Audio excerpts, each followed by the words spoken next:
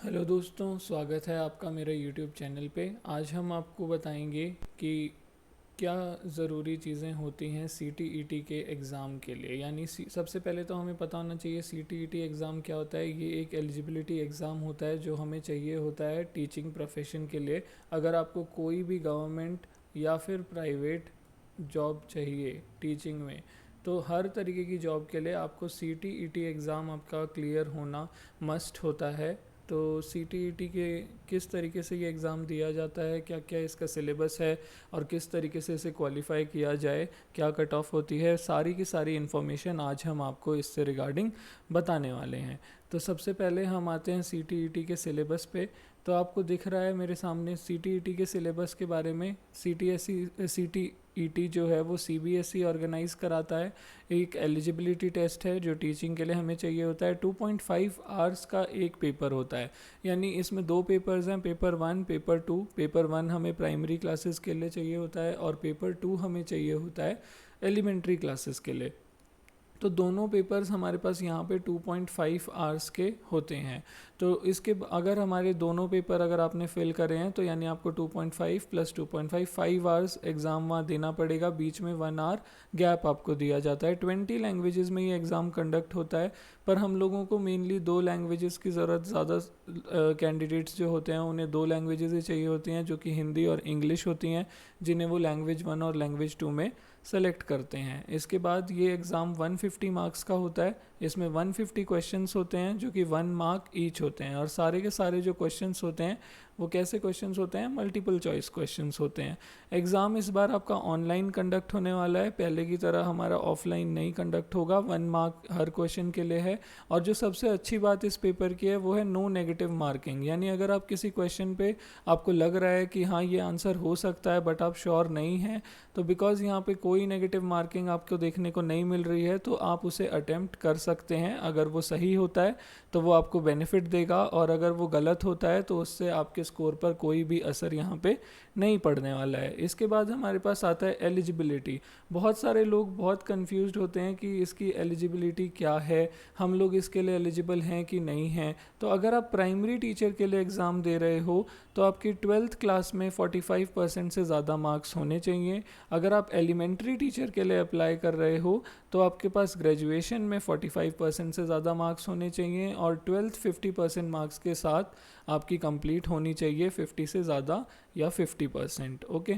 अब बहुत सारे लोग कंफ्यूज होते हैं कि हम लोग बीएड कर रहे हैं या जो भी हम अपना एजुकेशनल डिप्लोमा या डिग्री कर रहे हैं तो हम उसके लिए एलिजिबल हैं कि नहीं। तो देखिए, अगर आपका 1 ईयर है कोर्स, तो लास्ट सेमेस्टर में अगर आप हैं यानी सेकंड सेमेस्टर या फाइनल सेमेस्टर में, तो आप अप्लाई कर सकते हैं। और अगर आपका कोर्स 2 ईयर का है या 3 ईयर्स का है, तो जब आप लास्ट ईयर में हैं तो आप सीटेट दे सकते हैं, आप उसके में वो आपका वैलिड माना जाएगा।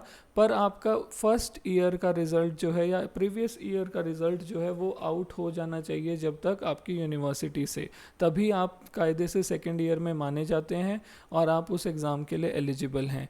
इसके बाद हमारे पास दो पेपर्स इसमें होते हैं, एक हमारा पेपर 1 होता है, एक पेपर 2 होता है। पेपर 1 मैं आपको बता चुका हूँ वो किसके लिए होता है, वो प्राइमरी क्लासेस के लिए होता है।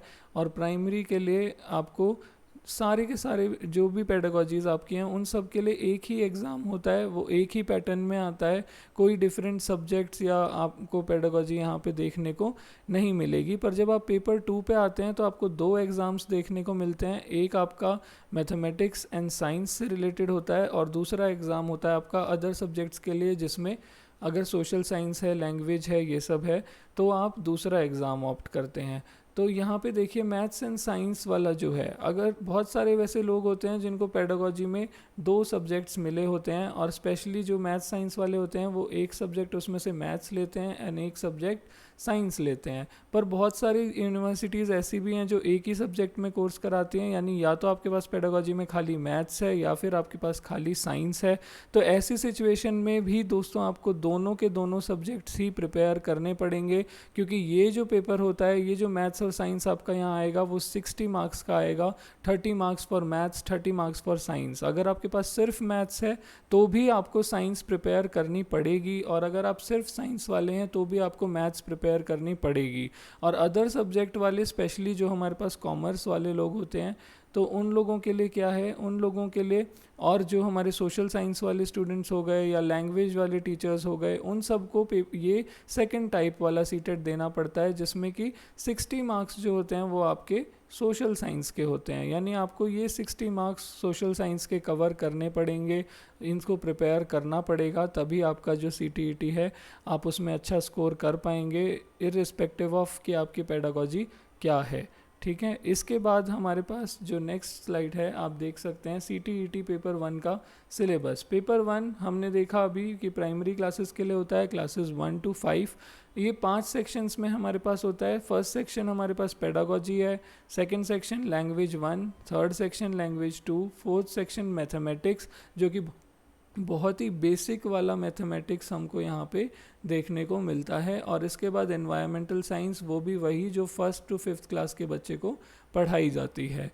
इसको थोड़ा डिटेल में अगर हम देखते हैं तो हमारा जो पेपर होता है वो 150 मार्क्स का होता है, जो कि 2.5 आवर्स में हमें 150 क्वेश्चंस करने पड़ते हैं। तो आप देख सकते हैं 2.5 आवर्स यानी 150 मिनट्स में आपको 150 क्वेश्चंस करने पड़ रहे हैं। यानी आप एक क्वेश्चन कम से कम 1 मिनट में करेंगे, तब आप पूरे क्वेश्चंस कर सकते हैं। अब हम आते हैं जो सेक्शंस हमारे पास इसमें हैं।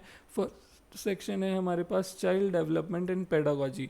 तो आपको 30 क्वेश्चंस यहाँ पे देखने को मिलेंगे, जो कि 30 ही मार्क्स के हैं, क्योंकि यहाँ पे 1 क्वेश्चन 1 मार्क है।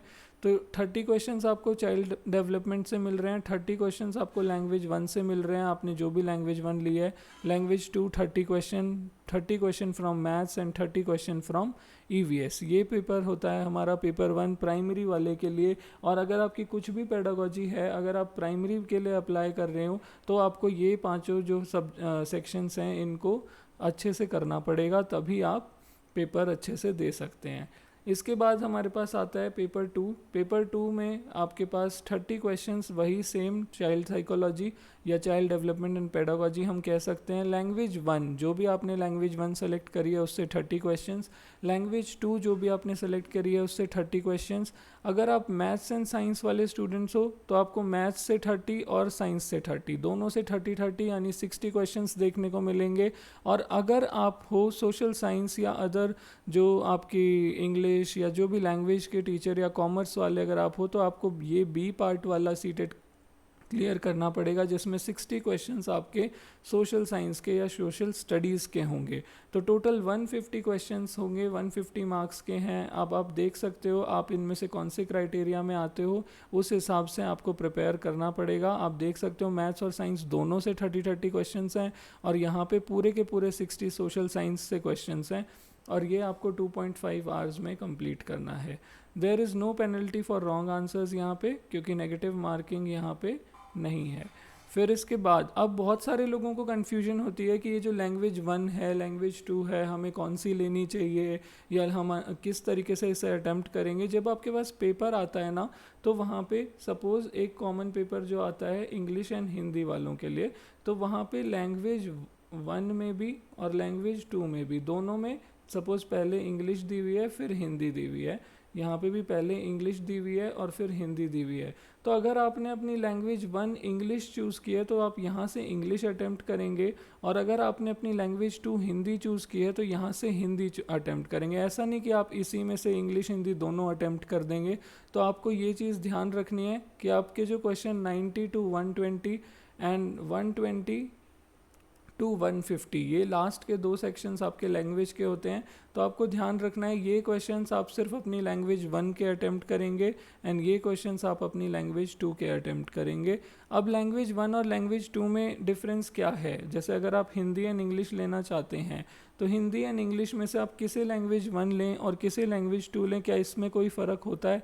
तो जी हाँ, बिल्कुल होता है। जब आप लैंग्वेज 1 पे जाते हो तो जो 15 मार्क्स का कॉम्प्रीहेंशन आपको यहाँ पे देखने को मिलता है, उसमें से आपका एक ड्रामा या प्रोज या पैराग्राफ हो सकता है, पर दूसरी आपको यहाँ पोएम देखने को मिलती है जिससे आपसे क्वेश्चंस पूछे जाते हैं। पर जब आप लैंग्वेज 2 पे जाते हो तो यहाँ पे आपको दोनों के दोनों ही पैसेज मिलते हैं, तो यहाँ पे आपको कोई भी पोयम नहीं मिलती है।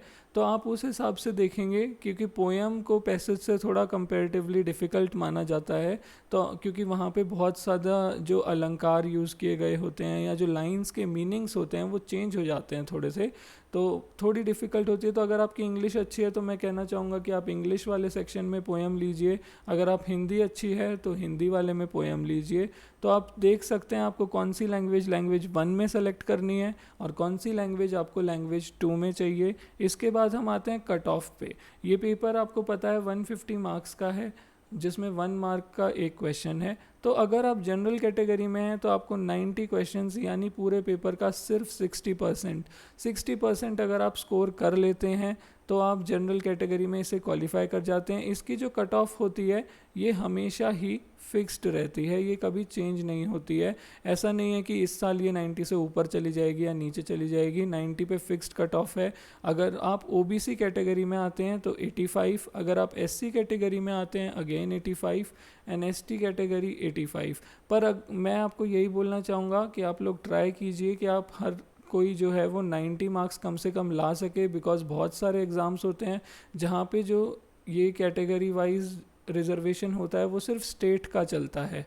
तो वहाँ पे अगर आप सपोज़ हरियाणा से बिलोंग करते हो और आप आ रहे हो दिल्ली में एग्ज़ाम देने और उस एग्ज़ाम के लिए सपोज़ आप यूआर कैटेगरी में ही लाई कर रहे हो, आपका रिजर्वेशन नहीं चल रहा है, तो आपको 90 मार्क्स मिनिमम चाहिए होंगे। तो आप अपनी प्रिपरेशन इस हिसाब से करें, अपना टारगेट इस तरीके से सेट करें कि कम से कम 90 मार्क्स आप इस पेपर में स्कोर कर सकें, ताकि आपका पेपर अच्छे से क्लियर हो जाए। हम बहुत ही जल्द मैं आपको बताऊंगा कि कैसे आप अपने फर्स्ट अटेम्प्ट में पेपर क्लियर कर सकते हैं, क्योंकि इस पेपर में आपको एक फ़िक्स कट ऑफ मिली है। तो इस पेपर में हम कह सकते हैं कि हमें स्मार्ट वर्क करने की ज़रूरत है। अगर आप स्मार्ट वर्क करते हो और 90 का टारगेट कैसे भी कंप्लीट कर लेते हो तो ये पेपर आपका क्लियर है। यहाँ आपको रैंक 1 रैंक 2 लाने की ज़रूरत नहीं है। यहाँ आपको बेसिक एक क्राइटेरिया दिया गया है कि आपको 90 मार्क्स कवर करने हैं। तो दोस्तों, आगे की वीडियोस देखने के लिए हमें लाइक करें और सब्सक्राइब करें, ताकि आपको जल्दी से नोटिफिकेशन मिल जाए जैसे ही हमारी दूसरी वीडियो आती हैं। मैं अपनी नेक्स्ट वीडियो में अपना खुद का रिज़ल्ट भी शेयर करने की कोशिश करूँगा। मैंने फ़र्स्ट अटैम्प्ट में सीटेट क्लियर किया था, वो भी सिर्फ आई थिंक 5 दिन की प्रिपरेशन में। मैं आपको बहुत सारी ट्रिक्स बताऊंगा जिससे आप जल्दी ही अपना पेपर क्लियर कर सकते हैं और किस तरीके से पढ़ना है। जैसे कि मैंने बताया, यहाँ पे हार्ड वर्क की ज़रूरत नहीं है, यहाँ पे स्मार्ट वर्क की बहुत ज़्यादा ज़रूरत है, क्योंकि दिन बहुत कम है और अगर आप पूरा 10th तक का सिलेबस KG to 10th पढ़ना चाहेंगे तो इतने जल्दी कवर नहीं कर सकते हैं। तो हमें सब्सक्राइब करें ताकि आप और ऐसी जानकारी भरी वीडियोज़ देख पाएँ। धन्यवाद।